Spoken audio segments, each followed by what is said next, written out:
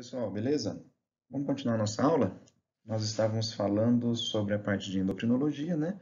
E nós começamos na nossa última aula sobre o hiperadrenocorticismo, né? Ou a síndrome de Cushing. Então falamos sobre toda a fisiopatologia que nós vimos semana passada. E hoje nós vamos falar sobre as alterações clínicas, tá? E dependendo, se não ficar muito longo, nós falaremos também, nós abordaremos sobre o diagnóstico, tá? Ou pelo menos começaremos a falar sobre diagnóstico. Ok? Então, nós tínhamos parado nesse último slide, na semana passada, né? Qual é a cara do hiperadrenocorticismo?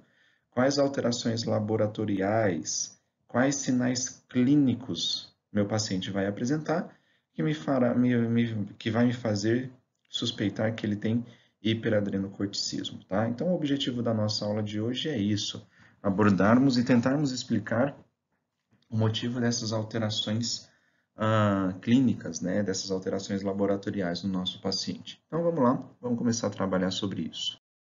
Então aqui com relação aos sinais clínicos observados pelo proprietário, né, pelos tutores, tá aqui poliúria, polidipsia, polifagia, abdômen abaulado. Na maioria das vezes, 95, 98% dos casos, o proprietário vai estar relatando sobre isso, né?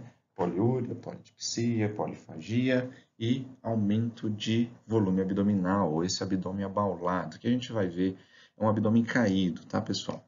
Bom, na maioria das vezes também dermatites recorrentes, ou seja, dermatites que são tratadas, mas que voltam, que não têm uma cura clínica, fraqueza, dispneia, incontinência urinária, alopecia ou retardo no crescimento dos pelos. Então, se faz uma tricotomia no paciente, esses pelos não nascem mais, tá? Letargia, cegueira súbita, convulsão. Então, aqui são os principais sinais clínicos observados pelos proprietários desses animais, tá? Desses animais com hiperadrenocorticismo, tá? E aqui algumas alterações de exame físico, né? O que vocês vão notar quando estiverem avaliando fisicamente o animal de vocês? Novamente, o abdômen abaulado, que foi descrito, né, e foi relatado pelos proprietários. Telangiectasia é aquela pele que fica extremamente fininha e você consegue visualizar os vasos sanguíneos por baixo dessa pele, tá? Isso é o que a gente chama de telangiectasia. A pele fina e inelástica, atrofia ou fraqueza muscular, então você vê que o animal perdeu massa muscular, né? Um animal que está, digamos, caquético, não está com uma musculatura normal. Alopecia simétrica não pruriginosa. Na palpação abdominal você vai sentir essa hepatomegalia, por isso que o abdômen dele também fica abaulado. O fígado aumenta de volume, além da fragilidade muscular, esse abdômen ele cai, né? Digamos assim, ele fica abaulado. Você pode notar também hipertensão arterial, não é comum, mas pode acontecer depósito de gordura lá na córnea e depósito de cálcio na pele, que é o que a gente chama de calcinose cutânea, e aí a pele começa a ficar mais dura, né? É cálcio que está sendo depositado na pele, então isso favorece, né? Isso facilita, ou durante o exame físico, na palpação, você percebe que essa pele está mais enrijecida, mais dura do que o normal. Então, aqui, os principais sinais clínicos observados pelos proprietários e o que vocês, e os mais comuns das alterações que vocês vão notar no exame físico desse animal, ok? As alterações laboratoriais, logicamente, não são alterações patognomônicas, não é isso? Essas alterações podem acontecer em qualquer outra situação. Então, no hemograma, o que a gente pode observar? Trombocitose, eritrocitose, tá? Não é patognomônico, tá, pessoal? Isso pode acontecer. Um desvio à direita, né? Então, eu tenho maior quantidade de neutrófilos segmentados e hipersegmentados, no caso, né? E uma linfopenia. Então, essas são algumas alterações observadas. Logicamente, que se eu pego um paciente com trombocitose, eu não vou, lógico, de primeiro momento, pensar que seja um hiperadrenocorticismo, né? Agora, olha só, aumento de fosfatase alcalina e aumento de alanina aminotransferase, né? ALT e FA. Lembra que são enzimas que vão mostrar para a gente algum problema hepático. Por exemplo, a ALT é aquela enzima presente dentro do hepatócito. Se ela está presente dentro do hepatócito, ela só vai aumentar na circulação quando eu tiver alguma lesão de hepatócito. É isso? Então, isso indica para a gente lesão. Fosfatase alcalina indica também para a gente que a árvore biliar, o fluxo biliar, ele está obstruído. Então, é uma enzima de colestase, só que também é uma enzima indutível, ou seja, ela pode ser produzida mediante a indução de drogas ou mediante a produção, a estimulação de algumas outras substâncias, tá? Então, essa fosfatase alcalina mostra colestase ou mostra outros distúrbios, né? Por exemplo, distúrbios ósseos e até uma enzima estimulada pela produção, ela foi produzida em excesso por causa do excesso de cortisol, tá? Aumento de triglicérides e colesterol, então olha só, aumento da gordura circulante e hiperglicemia, tá? Então, notem que no hemograma as alterações não são tão marcantes assim, né? Agora, quando a gente parte para a parte bioquímica e para a dosagem dessas gorduras circulantes, aí nós já temos, logicamente, não são alterações patognomônicas, mas a gente deve raciocinar. Só para a gente pensar, o nosso paciente vai apresentar hiperglicemia? Vai, porque o cortisol em excesso promove uma resistência das células à ação da insulina. Se a minha insulina não age, significa que a glicose não é colocada dentro da célula, ou seja, eu tenho uma diabetes mellitus secundária ao hiperadrenocorticismo, não é isso? Então, aí chega um paciente para vocês, poliúria, polidipsia, vocês dosam a glicose dele, a glicose está aumentada. Pronto, fechei meu diagnóstico como diabetes mellitus. Não, não fechou. Essa diabetes mellitus é causada pelo excesso de cortisol, e o excesso de cortisol é aquela síndrome que a gente já tinha conversado, que a gente está conversando, que é a síndrome de Cushing, tá? Então fiquem atentos a isso, ó. Aumento de enzimas hepáticas, aumento de gordura circulante e hiperglicemia também. Isso daqui é bem clássico num paciente com hiperadrenocorticismo, certo? Quando a gente fala da urinálise, nosso paciente, por apresentar poliúria e polidipsia, ele vai ter uma diminuição da densidade urinária, certo? Além disso, eu também... Isso por quê, né? A gente não explicou o motivo ainda. Porque ocorre diminuição no hormônio antidiurético, na liberação desse hormônio antidiurético, e promove uma diminuição também dos receptores desses hormônios. Então, desse hormônio, no caso. Esse hormônio antidiurético, ele vai agir lá em túbulo contorcido distal, túbulo coletor, e vai promover a reabsorção de água. E agora, nessa síndrome, eu tenho diminuição da liberação do ADH. Consequentemente, meu paciente começa a perder mais água, tá? Pode ou não apresentar proteinúria, ou seja, pode ou não apresentar algum grau de lesão glomerular, e normalmente as infecções urinárias, elas são frequentes. São frequentes por quê? Porque se meu paciente tem hiperglicemia, ele também pode apresentar glicosúria, né? E isso é um substrato para a proliferação de bactérias. Então, laboratorialmente, fiquem atentos ao seguinte, aqui, ó, aumento de LTFA e aumento de gordura circulante. E, logicamente, também a hiperglicemia. Vimos sobre os exames laboratoriais e agora a gente vê sobre esses exames de imagem, né? Que a gente pode observar. Então, uma ultrassonografia abdominal, ela serve para avaliar nossas glândulas adrenais, né? Lembra da fisiopatologia que a gente viu na aula passada? Um aumento unilateral de volume dessa glândula, né? Ou quando as glândulas estão assimétricas, né, no caso, então é isso que a gente vai observar numa tomografia, numa ultrassonografia abdominal. E quando a gente fala em tomografia computadorizada ou ressonância magnética, né, isso serve para a gente mostrar ou para a gente observar se tem algum tipo de tumor hipofisário, né? Então, se tem algum tumor hipofisário, se tem essa cegueira súbita ou essa cegueira central, se tem convulsões, se tem alguma alteração neurológica, né? Logicamente, uma tomografia, uma ressonância vai mostrar isso para a gente, vai mostrar se tem alguma alteração no caso. Então, aqui, nos exames de imagem, o que a gente espera, o que a gente pode encontrar, tá? Com relação às características clínicas, né, então, prevalência nos nossos pacientes, cães com mais de 6 anos, tá? Ou até cães mais velhos, né, com a média de 6 anos. Então, notem que já são cães adultos a velhos, né, uns cães mais idosos. Não tem predileção sexual, Qual predileção racial? Todos os tipos de poodle, certo? Dachshund, pastor alemão, Beagle, labrador, são raças mais acometidas, mas os poodles ganham de disparados, tá? Então, eles são as raças mais acometidas, seguindo dos Dachshunds, dos salsichinhas, né? Dos teckelzinhos. Quando nós falamos de cães pequenos, tá? 75% dos casos é o hiperadrenocorticismo lá, de origem hipofisária, ou seja, ACTH dependente, tá?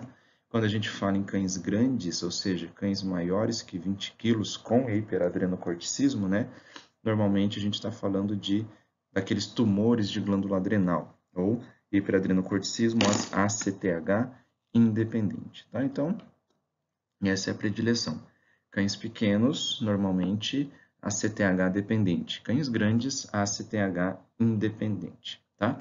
Então, se ficou em dúvida novamente com essa fisiopatologia, dê uma olhadinha, dê uma assistida na aula da semana passada, tá? Que lá vai estar falando exatamente sobre isso.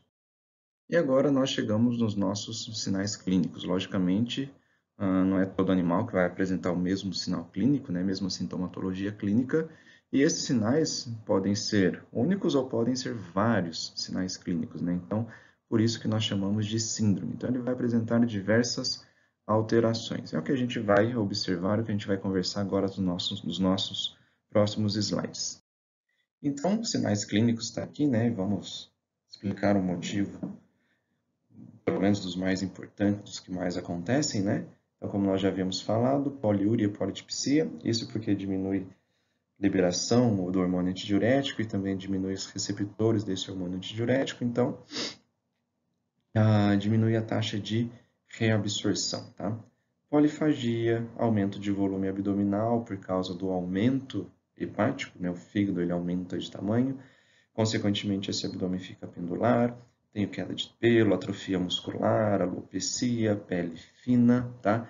Hiperpigmentação, atrofia gonadal, ou seja, atrofia testicular, infertilidade feminina, respiração ofegante por causa também dessa atrofia e dessa fraqueza muscular, a diabetes mellito, né, que é secundária ao hiperadreno, porque eu tenho excesso de cortisol, isso causa um antagonismo à insulina, tá? Hipertensão, letargia, convulsão, pancreatite é causada porque o meu cortisol modifica a fluidez das secreções pancreáticas. E isso, essas enzimas digestivas não sendo eliminadas corretamente, vai fazer com que essas enzimas comecem a digerir o próprio pâncreas, tá? Causando esse processo de inflamação, né? No caso, causando uma pancreatite. E essa pancreatite pode levar à destruição das células alfa, células beta e, logicamente, cessar a produção de insulina também, tá? Então, olha tudo que pode acontecer com o nosso paciente.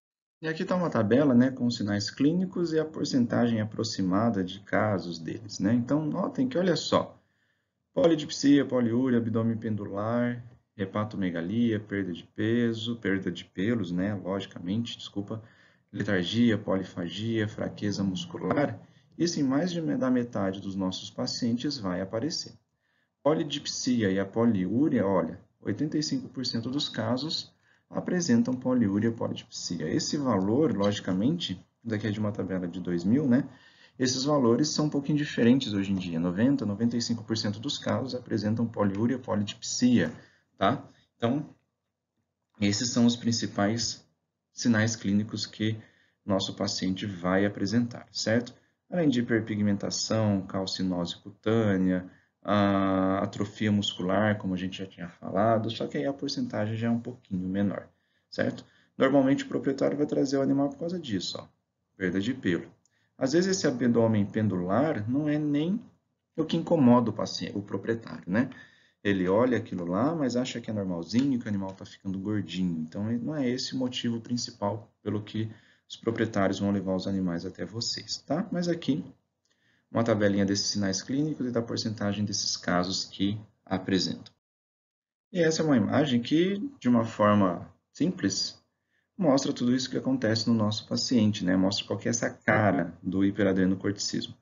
Polifagia, polidipsia 85% dos casos, junto com a poliúria, como nós já tínhamos falado. Olha a alopecia bilateral simétrica, né? Perda de massa muscular, alterações cutâneas, né? Calcinose cutânea, infecção de pele, dermatites recorrentes. Se o meu paciente tem dermatite, tem prurido também. Desidratação, depressão,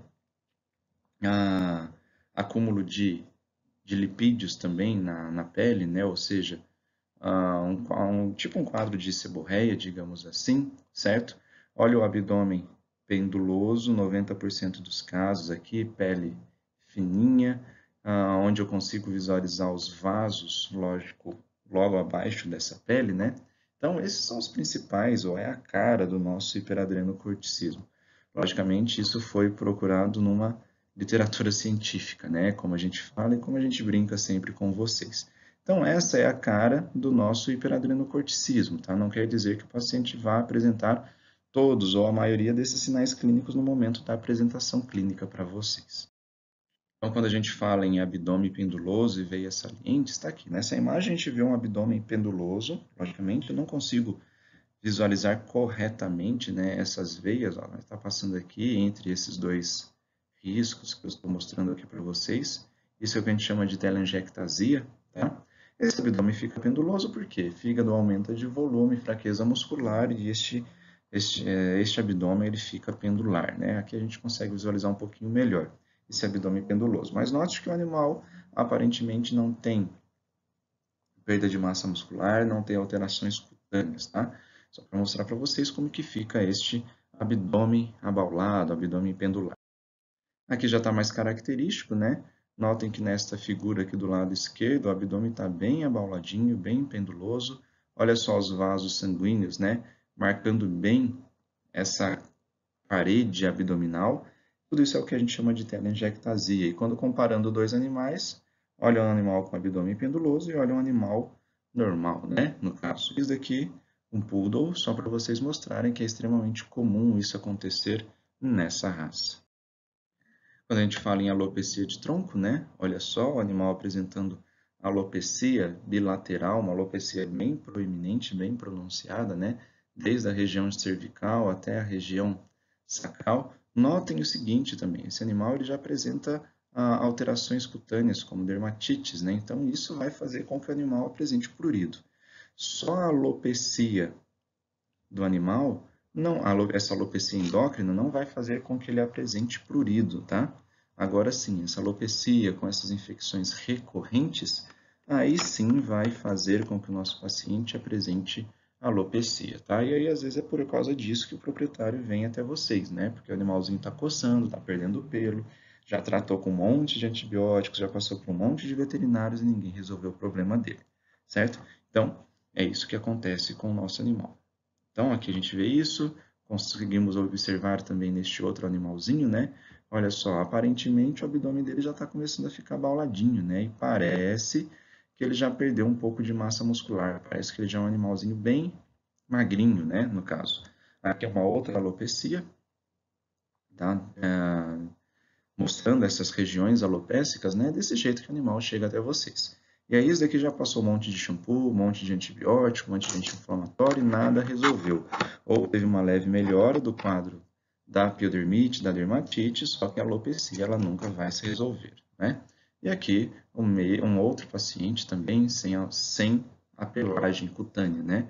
Não tem alterações dermatológicas evidentes, como dermatites, mas apresenta essa alopecia.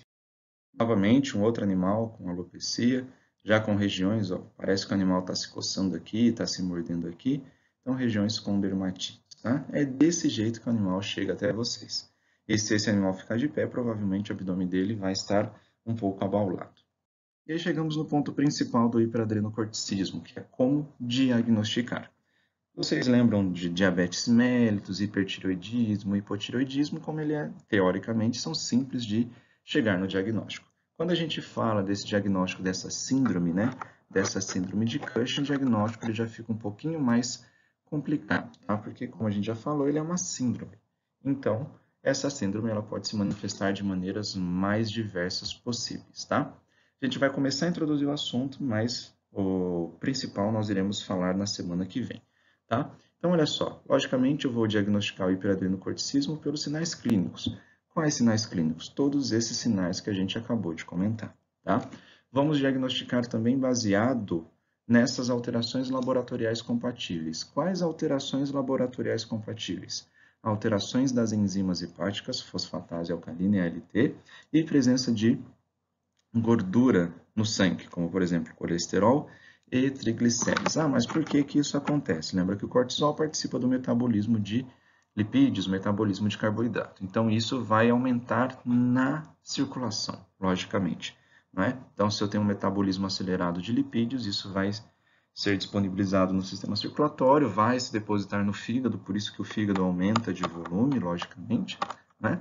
Então, se eu pegar um animal com enzimas hepáticas alteradas, gorduras circulantes alteradas, eu já começo, e logicamente com sinais clínicos compatíveis, eu começo a suspeitar do hiperadrenocorticismo. E aí depois nós teremos exames laboratoriais para falar sobre isso. Os nossos exames de imagem servem para nos ajudar no nosso diagnóstico? Serve. Lembra que eu falei da ultrassonografia e da tomografia abdominal, para nós visualizarmos e para nós identificarmos as nossas glândulas adrenais, ok? Lembra da assimetria de glândula adrenal, da hipertrofia dessas glândulas adrenais? Isso mostra para a gente o que possa estar acontecendo. E agora chegamos na parte mais complicadinha, que são os nossos testes endócrinos. Nós podemos fazer supressão com dexametasona, estimulação com ACTH, dosar o ACTH endógeno, fazer uma razão cortisol creatinina urinária e fazer um perfil sexual, que é o novo que nós tentaremos explicar isso para vocês. Mas o que eu quero que vocês já comecem a entender. Novamente, lembrem do eixo hipotálamo, hipófise e glândula adrenal. Vamos tentar desenhar aqui, ó. Hipotálamo está aqui, hipófise está aqui, e as nossas duas glândulas adrenais, não é isso? Uma glândula adrenal aqui e uma glândula adrenal aqui. O eixo hipotálamo hipófise tem que estar firme na cabeça de vocês, tá? Hipotálamo estimula a hipófise através do CRH. Esse CRH chega na hipófise e faz ela produzir o ACTH. E aí o ACTH estimula nossas glândulas adrenais. Glândula adrenal produz cortisol, cortisol em excesso faz feedback negativo tanto para o hipotálamo quanto feedback negativo para a hipófise. Façam esse desenho, coloque o que é o feedback negativo, quais são os hormônios que estão sendo estimulados. Por quê? Quando a gente começar a falar sobre supressão com dexametasona, o que é essa dexametasona? Um glicocorticoide. O que é o glicocorticoide? O hormônio produzido pela nossa glândula adrenal, não é isso? Então, se eu estou aplicando corticoide no meu paciente, eu estou suprimindo o quê? O eixo hipotálamo hipófise, não é isso? Se eu estou administrando dexametasona aqui, o que eu estou fazendo com esse eixo hipotálamo hipófise? Fazendo o feedback negativo. Agora eu estou administrando cortisol, ou eu estou administrando corticoide. Então, consequentemente, eu estou fazendo um feedback negativo. Por isso que eu estou suprimindo esse eixo hipotálamo-hipófise. Então, está aqui, ó. Como que eu vou causar supressão? Estimulando esse feedback negativo. Ou seja, eu apliquei dexametasona, que é um cortisol, que é um glicocorticoide, e isso causou um feedback negativo, certo? Isso é fisiologia. Então, esse teste vai suprimir esse eixo hipotálamo-hipófise. Ou eu posso fazer um teste também de estimulação com ACTH. Espera aí, o ACTH ele é produzido pela minha hipófise, não é isso? O ACTH produzido pela hipófise vai até a glândula adrenal e faz com que essa glândula adrenal produza cortisol, não é isso? Então, se eu aplicar ACTH no meu paciente, eu estou estimulando essa função, não é isso? Eu estou estimulando a produção de cortisol. Por isso que ele é chamado de teste de estimulação com ACTH. Se nós entendermos isso, o que é uma supressão e o que é uma estimulação, perfeito. Isso daí, novamente, baseado na fisiologia endócrina, baseado nessa fisiologia desse eixo hipotálamo hipófise e glândula adrenal. ok? Posso dosar o ACTH também? Posso. É o que a gente vai conversar com vocês. Então, o que eu quero que vocês leiam, que vocês já estudem para a nossa próxima aula, tá? Não vou começar agora, porque senão a gente vai interromper no meio, vai ficar muito comprido e vai ficar ruim para vocês assistirem, tá? Mas o que eu quero que vocês já estudem para a nossa próxima aula? Esse teste de supressão, e aí eu tenho duas dosagens, dose alta e dose baixa, depois a gente explica isso certinho, tá? E esse teste de estimulação. Façam o desenho desse eixo hipotálamo-hipófise. Coloca a dexametasona, que é um cortisol, que é um glicocorticoide. Ela vai suprimir. Se eu estou suprimindo, a hora que eu doso o cortisol desse animal, será que vai estar aumentado ou vai estar baixo? Certo? A hora que eu estimulo com o ACTH, a hora que eu doso o cortisol do meu paciente, será que ele vai estar alto ou será que ele vai estar baixo? Certo? E aí, o que vocês podem fazer também? Lembra? Hiperadrenocorticismo ACTH dependente, quando eu tenho um problema na hipófise. E o hiperadrenocorticismo ACTH independente, quando eu tenho um problema na glândula adrenal. Agora vocês vão colocar esses testes nessa fisiopatologia, ok? Vai ficar bem mais simples da gente entender para a nossa próxima aula. Mas eu preciso que vocês trabalhem nisso, tá? Eu preciso que vocês estudem, porque senão vai ficar meio complicadinho para a gente entender, ok? Então, assistam essa aula, façam suas anotações, anotem suas dúvidas e venham tirar comigo. E já podem até conversar comigo também sobre isso que nós acabamos de conversar, sobre esses testes que nós vamos ver na nossa próxima aula, ok?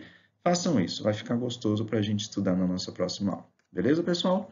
Então, por enquanto é isso. Por hoje é isso que nós tínhamos para falar com vocês. Grande abraço e até a próxima.